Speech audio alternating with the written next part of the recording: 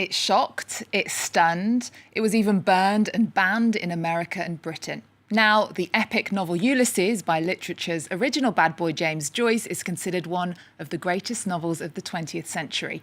100 years ago this week, it was published here in Paris on his 40th birthday. A man of genius makes no mistakes. His errors are volitional and are the portals of discovery. Every life is in many days, day after day. We can't change the world, but we can change the subject. Always passing the stream of life, which in the stream of life we trace is dearer than them all.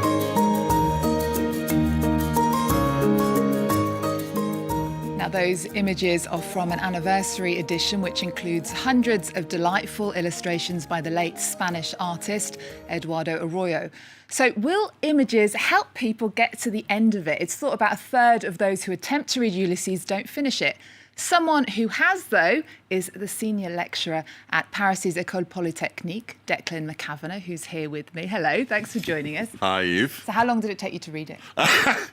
To be honest, the first time round, maybe a summer, because I was actually in Rome at the time, and I spent every day waiting for my girlfriend, then girlfriend, now wife, and still wife, Alessandra, and I spent maybe, let's say, an hour every day. Okay. So, yeah, about 2 months. Well, beloved by millions, incomprehensible to millions more, Ulysses is the retelling of Homer's Odyssey, the first great epic. It's set on one day in Dublin, and instead of the great Greek hero Ulysses, it's about a Jewish man, Leopold Bloom, and his wife, Molly.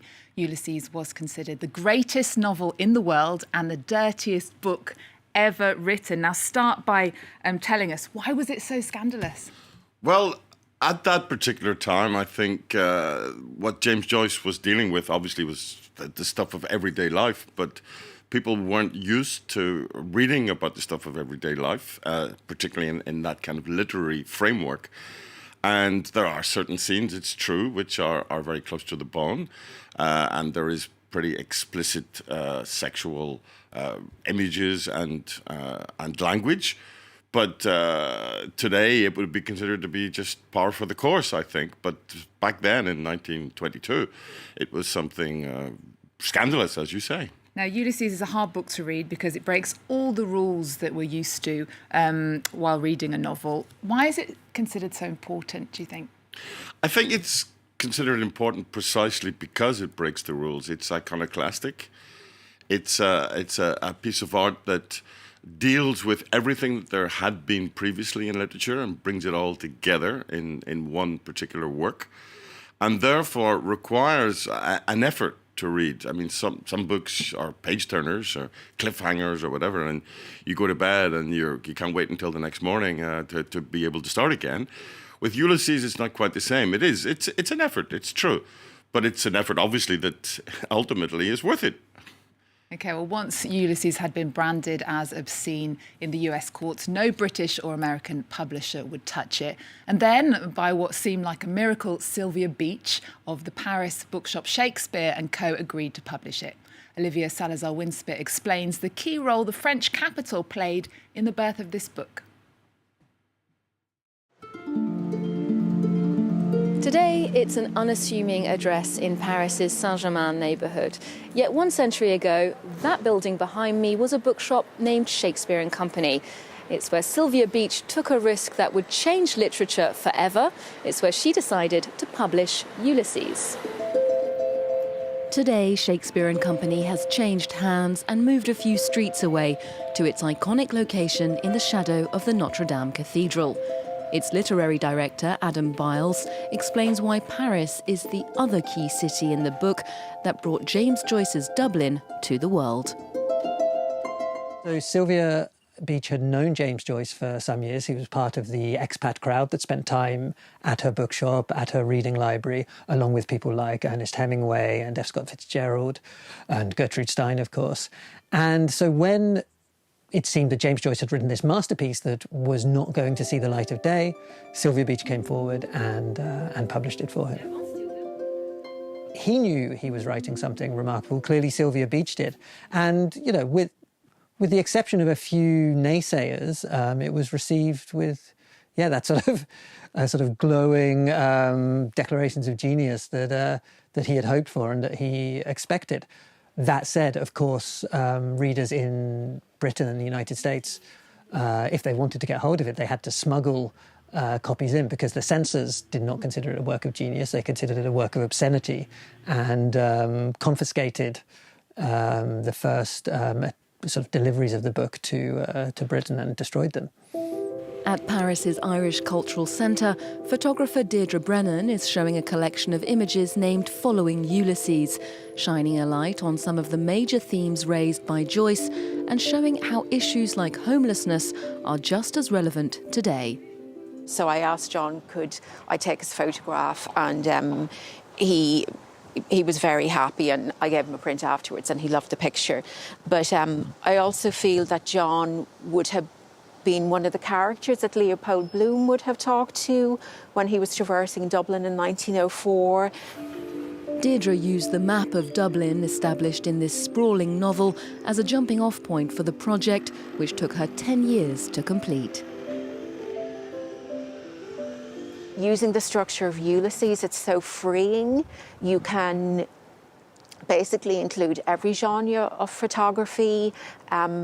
So I think that's what the wonderful thing about this has been. It's just how freeing it has been in terms of the photographic process. So I'm very grateful to Joyce for providing me with a lifetime of inspiration.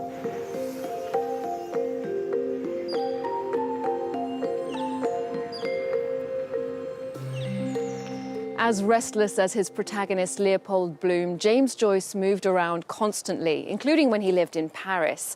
But it was here, in the Rue Cardinal Lemoine, where he put the finishing touches to the final text for Ulysses.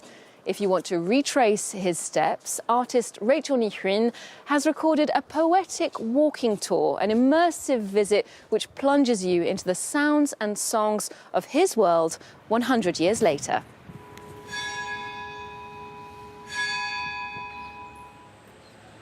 Let's go west, out to sea, and trying to imagine what it might be to walk these streets partially sighted. With endless eye surgeries and diminishing vision, Joyce's good ears showed him the way.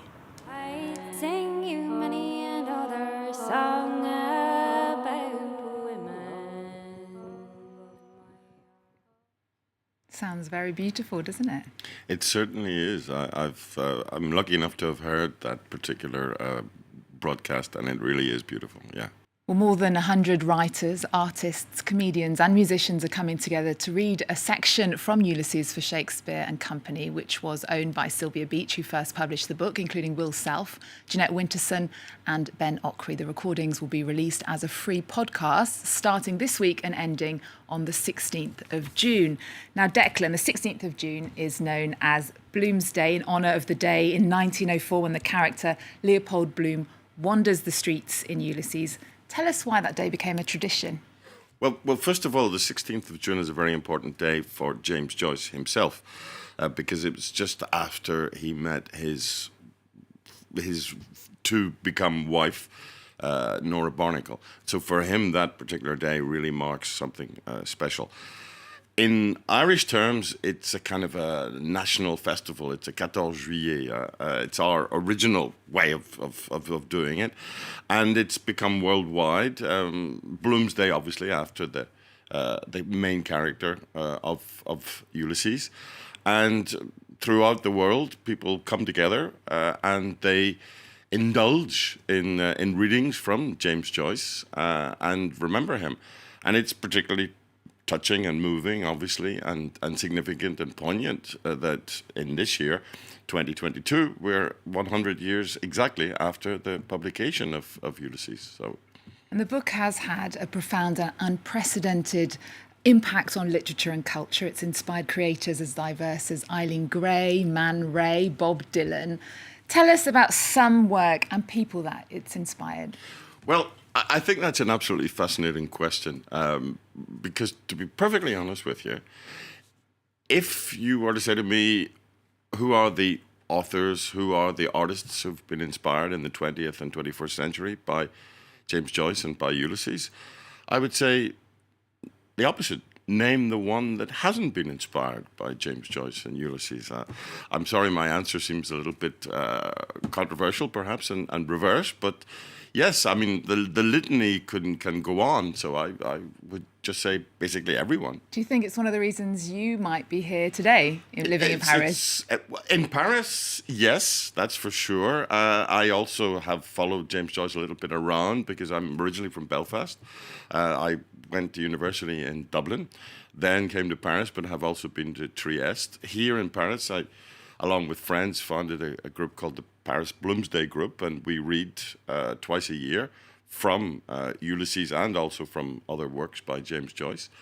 And on the 16th of June, we'll be actually appearing at the Irish Cultural Centre. And so that will be part of the celebrations that will continue at least until the 16th of June, but in my opinion, in a good old traditional Irish way, probably throughout the year. OK, Declan Mc Cavana, thank you so much for coming in and chatting to us. Someone else who adores the book is the actor Stephen Fry. Now, we're going to end with him reading from Ulysses as part of Thornwillow Press's recordings to mark the 100th birthday. In total, there'll be more than 300 readers and 30 episodes. Thanks for joining us.